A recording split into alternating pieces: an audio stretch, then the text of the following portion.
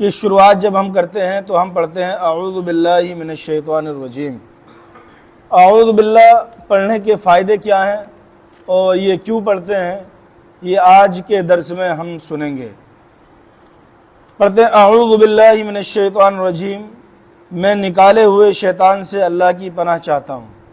یہی وہ شیطان تھا کہ جس کے ہزاروں لاکھوں کروڑوں سجدے تھے، اور اتنا وہ عبادت گزار تھا کہ اگر اس کے سجدے زمین پر بچھا دیے جائیں تو زمین کم پڑ جائے لیکن اس کے سجدے کم نہ پڑیں۔ اللہ کے حکم کی نافرمانی کی، پیغمبر اسلام کی شان میں توہین کی، اللہ رب العزت نے سارے سجدوں کو بیکار کر دیا۔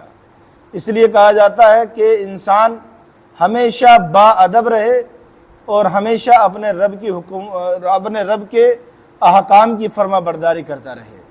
تکبر، انسان کو گھمنڈ، کیا کہا تھا شیطان نے کہ میں آگ سے پیدا اور جس کو تو نے بنایا ہے اللہ یہ مٹی سے پیدا ہے، تو مٹی اور آگ میں آگ جو ہے وہ زیادہ فضیلت والی ہوتی ہے، اس لیے میں اس کے سامنے نہیں جھک سکتا۔ یہ تکبر تھا، گھمنڈ تھا۔ اللہ رب العزت نے اس کو دھتکار دیا، سارے سجدے بیکار ہو گئے۔ آج وہ اسی جو عبادت کرنے والا تھا اس کو ساری دنیا شیطان کے نام سے جانتی ہے۔ اس لیے کبھی بھی انسان تکبر نہ کرے، گھمنڈ نہ کرے، اور ہمیشہ با ادب بن کر کے رہے، بے ادب اور گستاخ نہ ہو، اور ہمیشہ جو ہے وہ انسان ادب کا دامن تھامے رہے۔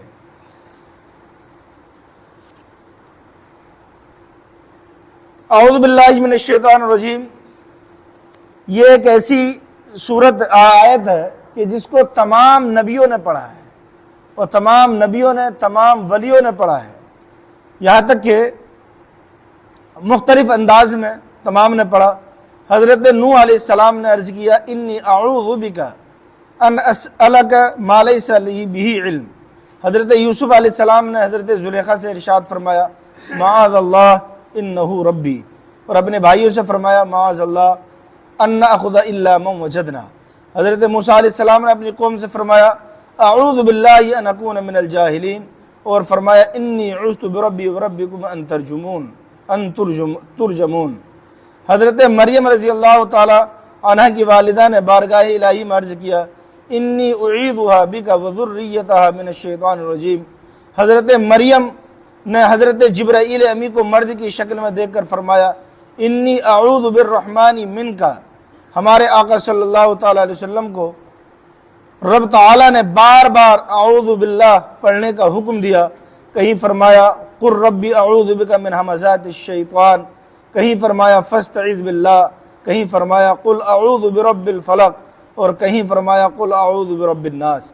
یعنی آپ کو میں نے کتنی آیتیں بتائیں کہ اللہ کے نبیوں نے بار بار مختلف انداز میں اعوذ باللہ کو پڑھا ہے۔ اب کتنی بڑی فضیلت ہوگی کہ اللہ کے نبی جب پڑھ رہے ہیں تو اس کے اندر کچھ نہ کچھ تو ضرور ہوگا، اور بے شمار اس کی فضیلتیں ہیں۔ ایک یہ ہے کہ ایک شخص پر بہت زیادہ غصہ وارد تھا اور اس کے منہ سے جھاگ نکل رہے تھے۔ آقا صلی اللہ تعالی علیہ وسلم نے فرمایا اگر یہ شخص اعوذ باللہ پڑھ لے تو یہ اس کی حالت دور ہو جائے گی اور اس سے غصہ دور ہو جائے گا۔ تو اس سے پتہ چلا کہ اعوذ باللہ من الشیطان الرجیم پڑھنے سے غصہ دور ہوتا ہے، جو 1000 گناہوں کی جڑ ہے۔ 1000 گناہوں کی جڑ غصہ ہے، اور انسان کو فطری طور پر غصہ آتا ہے، اور اگر وہ اعوذ باللہ من الشیطان الرجیم پڑھنے کی عادت ڈال لے تو انسان غصے سے محفوظ رہے گا۔ ایسے ہی ہے ایک اور روایت ہے کہ آقا صلی اللہ علیہ وسلم نے فرمایا جو شخص روزانہ 10 مرتبہ اعوذ باللہ من الشیطان الرجیم پڑھ لیا کرے، اللہ تعالیٰ اس پر ایک فرشتہ مقرر فرما دیتا ہے جو اس کو شیطان سے بچاتا ہے۔ کتنی بڑی فضیلت کی بات ہے کہ ہم نے 10 مرتبہ اگر اعوذ باللہ من الشیطان الرجیم پڑھ لی تو اللہ پاک ایک فرشتہ مقرر فرماتا ہے جو اس پڑھنے والے کو شیطان سے بچاتا ہے۔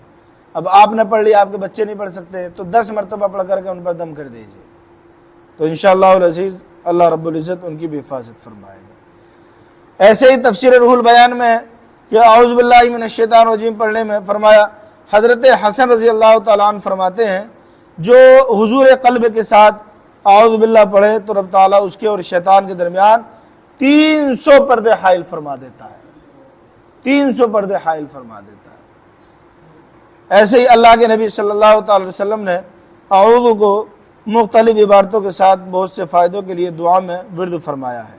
مشکوٰۃ شریف میں ہے کہ استعاذہ، یہ اس کا پڑھنے کا پورا ایک باب مشکوٰۃ شریف کے اندر باندھا ہے۔ اب بہت سارے لوگ دعا تعویذ کرتے ہیں اور الگ الگ انداز میں وہ تعویذ لکھتے ہیں، اور تعویذ لکھنا اور تعویذ پہننا یہ قرآن و حدیث سے ثابت ہے۔ تعویذ پہننے کی اور لکھنے کی بے شمار فضیلتیں ہیں، لیکن تعویذ کو دھندا بنا لینا، کاروبار بنا لینا، یہ غلط ہے، اس کی برکتیں ختم ہو جاتی ہیں۔ اب آپ جو ہے تعویذوں کو 11,000 میں 11,100 روپے میں بیچنے لگو تو ایسی صورت میں وہ آپ کا ٹکڑا ہے کاغذ کا، آپ اس کو بیچ سکتے ہو، لیکن روحانیت ختم ہو جاتی ہے۔ اور جو بزرگوں کی برکتیں ہیں کہ ہمارے بزرگوں نے، اللہ کے ولیوں نے دم کیا ہے یا دعا تعویذ کی ہے تو اس کو کوئی پیسہ نہیں لیا ہے، وہ مخلوق کی خدمت کی نیت سے انہوں نے کیا ہے، اور وہ کرنا کوئی اس میں مذائقے والی بات نہیں ہے، بلکہ یہ ہے کہ اس کو کاروبار نہ بنایا جائے، کاروبار بنانے سے برکتیں ختم ہو جاتی ہیں۔ اللہ کے نبی صلی اللہ تعالی علیہ وسلم امام حسن اور امام حسین رضی اللہ تعالی عنہما کے لیے یہ دعا پڑھتے تھے، اعیذکما بکلمات اللہ التامۃ من شر کل شیطان وہامۃ ومن کل عین لامہ، اور فرماتے ہیں کہ میرے جد امجد حضرت ابراہیم علیہ السلام اپنے فرزندوں اسماعیل اور حضرت اسحاق علیہ السلام کو اس دعا سے تعویذ فرماتے تھے۔ میں یہ بتانے والا تھا کہ حضرت ابراہیم اپنے بیٹوں کے لیے، حضرت اسماعیل، حضرت اسحاق، ان کے لیے تعویذ آپ باندھتے تھے، تعویذ فرماتے تھے۔ تو اس روایت سے پتہ چلا کہ تعویذ کرنا حضرت ابراہیم کی سنت اور پہننا حضرت اسماعیل، حضرت اسحاق کی سنت، اور اس کو ہمارے آقا صلی اللہ علیہ وسلم نے بیان فرمایا۔ تو تعویذ کتنا اہمیت کا حامل ہے، لیکن اس کو کاروبار بنا لینا یہ غلط ہے۔ اب تعویذ دینے والے حضرت ابراہیم ہو تو اثر کرے گا، لیکن تعویذ وہی ہو، لکھنے والا کوئی گناہ گار ہو تو اثر کرے گا؟ نہیں کرے گا۔ تو یہ تاثیر بدلتی ہے کہ وہی چیز ایک لکھنے والا، جیسا کہ ایک واقعہ ہے کہ ایک بزرگ تھے، انہوں نے ایک مٹی کا ڈھیلا اٹھایا اور اس میں قل واللہ شریف پڑھی اور ایک کو دے دیا تو وہ سونا بن گیا۔ اور جس کو دیا اس نے یہ سمجھا کہ شاید اثر جو ہے وہ قل واللہ شریف میں ہے، اور وہ گناہ گار تھا۔ اب وہ کھیت میں گیا اور مٹی کے ڈھیلے اکٹھے کیے، صبح سے شام تک جو ہے قل واللہ شریف پڑھتا رہا، لیکن وہ سونا نہیں بنا۔ کیوں؟ اس لیے نہیں بنا نا کہ وہ جو اللہ کے ولی تھے ان کی زبان میں تاثیر تھی، وہ نیک تھے، اور یہ گناہ گار یہ سوچ رہا کہ میرے پڑھنے سے بن جائے۔ تو نہیں، زبان کا فرق ہوتا ہے کہ کون بندہ کس نیت سے پڑھ رہا ہے، اس کے دل میں کیا ہے، وہ اللہ کے کتنے قریب ہے۔ تو جب انسان کی نیت بدلتی ہے تو اعمال خود بخود بدل جاتے۔ ایسے ہی تعویذ کا مسئلہ ہے، اب جو جتنا اللہ کے قریب ہو، جتنا نیک ہو، وہ اگر تعویذ دے یا دم کرے تو زیادہ اثر ہوگا، اور اگر کوئی کم ہے مرتبے میں تو اس کا کم ہوگا۔ اور بالکل اگر کوئی ایسا ہے کہ جو خود نماز نہیں پڑھتا، خود جو ہے وہ ایک آفس کھولے بیٹھا ہے، عورتوں پر دعا تعویذ بے پردہ چل رہا ہے سب کچھ، یہ تو اب بتائیے کیا اثر کرے گا؟ اس کا سارا ڈیپینڈ اس پہ، اس کو کرا دیا، اس کو کرا دیا، اس میں لڑائی کروا دی، اس گھر پہ لڑائی کروا دی، ان بھائیوں میں لڑائی کروا دی، اس کے اندر فلاں کو جادو کرا دیا، فلاں کو سبل علم کرا دیا، تو وہ کیا ہوگا؟ وہ صرف اور صرف کیا ہے، وہ اس کا ایک اپنا کاروبار ہے، اس کو کوئی فائدہ نہیں ہوتا ہے۔ بستان و تفاسیر میں ہے کہ اگر بچوں کو اس دعا کا تعویذ پہنایا جائے یا اس دعا سے دم کیا جائے تو انشاءاللہ وہ بچے ہر بلا سے محفوظ رہیں گے، جو میں نے اوپر آپ کو بھی دعا بتائی ہے۔ اگر یہ دعا آپ کو یاد کرنی ہے تو ریکارڈنگ گروپ پہ جائے گی، آپ اس کو سن سکتے ہیں۔ مشکوٰۃ شریف کے اندر ہے، اللہ کے نبی صلی اللہ علیہ وسلم پڑھا کرتے تھے، اللہم انی اعوذ بک من الہم والحزن والعجز والکسل والجبن والبخل وذل الدین وغلبۃ الرجال۔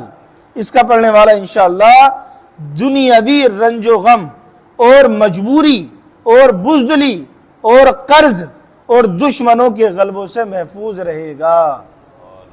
کتنی چیزیں اللہ کے نبی نے بیان فرمائی کہ دنیا کا غم، مجبوری، بزدلی اور قرض اور دشمنوں کے غلبے سے محفوظ رہے گا جو انسان یہ دعا پڑھتا رہے گا۔ اللہ کے نبی صلی اللہ علیہ وسلم یہ دعا بھی پڑھتے تھے، اللہم انی اعوذ بک من البرص والجذام والجنون من سیء الاسقام۔ اس کا پڑھنے والا انشاءاللہ جذام اور دیوانگی اور برے مرض سے محفوظ رہے گا۔ تو اگر کوئی بیمار رہتا ہو تو وہ یہ دعا پڑھے انشاءاللہ العزیز، اس کے لیے یہ بہت فائدہ مند ہے۔ اللہ کے نبی فرماتے ہیں جو شخص سو کر اٹھے تو یہ دعا پڑھ لیا کرے، اعوذ بکلمات اللہ التامۃ من غضبہ وعقابہ وشر عبادہ ومن ہمزات الشیاطین وان یحضرون۔ سیدنا عبداللہ ابن عمر رضی اللہ تعالی عنہ اپنے سمجھدار بچوں کو یہ دعا حفظ کرا دیتے تھے اور نابالغ بچوں کے گلے میں اس کا تعویذ بنا کر کے ڈالتے تھے۔ اس سے بھی تعویذ کا ثبوت ہوتا ہے۔ اللہ تعالی ہم سب کو عمل کی توفیق عطا فرمائے اور رب تبارک و تعالی ہم سب کو شیطان کی شر کسی سے محفوظ و معمون فرمائے۔